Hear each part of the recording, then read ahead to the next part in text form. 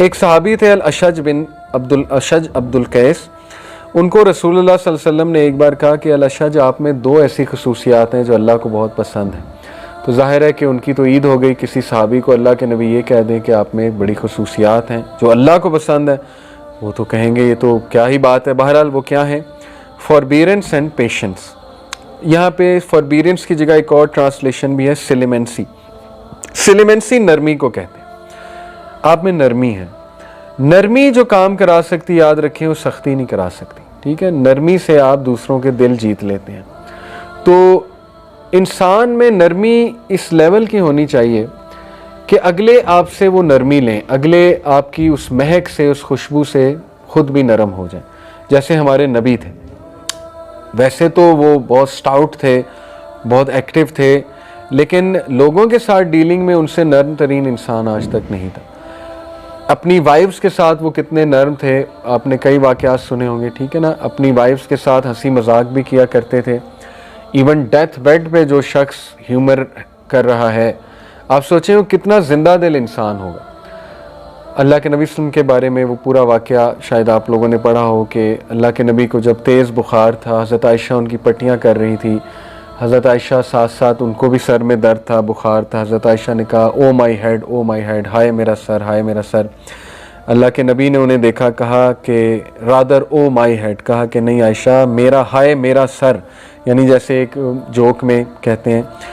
तो रसूलुल्लाह सल्लल्लाहु अलैहि वसल्लम ने फिर हज़रत आयशा को कहा कि आयशा, अगर आप मुझसे पहले फौत हो जाती तो आपका क्या जाएगा?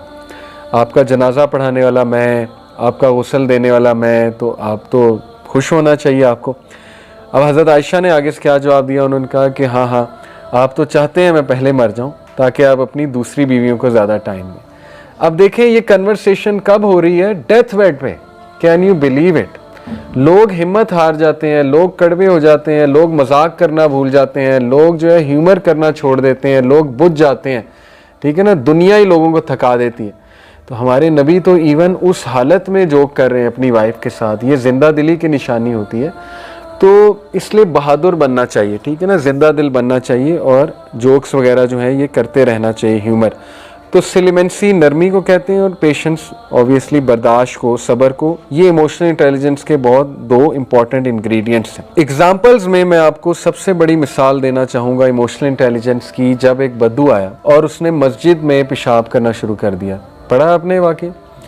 तो सहाबा उसको मारने को दौड़े, जो बिल्कुल नेचुरल था, हम भी होते हैं, हम मारने को दौड़ते। लेकिन अल्लाह के नबी सल्लल्लाहु अलैहि वसल्लम ने कैसे डील किया सिचुएशन को, इसमें पूरी कन्फ्लिक्ट रेजोल्यूशन है जो आज गोरे पढ़ाते हैं, थ्योरीज बनी हुई है इस पे। सबसे पहले कहा कि रुक जाओ, लेट हिम फिनिश।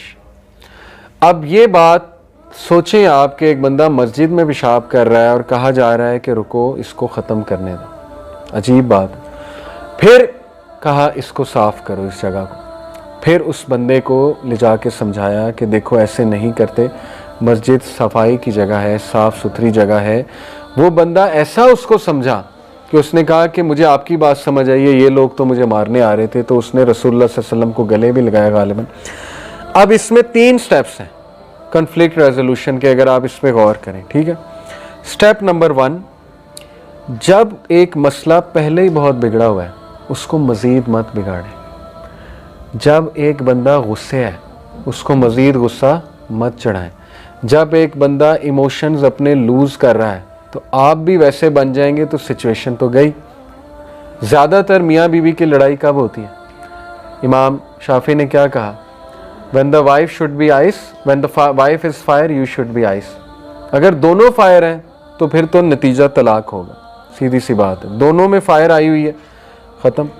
इसलिए थोड़ा सा अपनी अना को कंट्रोल कर लें उस टाइम पे। कवाम तो अना को कंट्रोल करता है, कवाम तो औरत नहीं बन जाता ना। औरत से मुराद है कि उस टाइम अगर उनको इमोशंस हावी हुए हुए हैं तो आपको भी वैसे ही रिएक्ट करेंगे तो मामला मज़ीद बिगड़ जाएगा। तो रसूलुल्लाह सल्लल्लाहु अलैहि वसल्लम की ये जो पहला स्टेप है ये बहुत वाइज स्टेप है। एक बंदा अगर बातें किए जा रहा है उसको करने दें, वो अपना गुबार निकाल रहा है, चुप हो जाएगा, बस ख़त्म। उसके बाद चुप हो गया, आप रिलैक्स रहें, उसके साथ नॉर्मल चलें।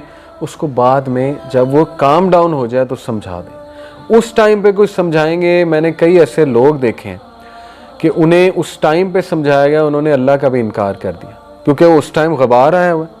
आप उस टाइम पे दर्स देने लग जाएंगे तो वो तो अल्लाह का भी इनकार कर देंगे, ठीक है ना। कई ऐसे लोग हैं, आपने देखा है। अब क्या वजह है, बच्चे क्यों रेबेलियस होते हैं?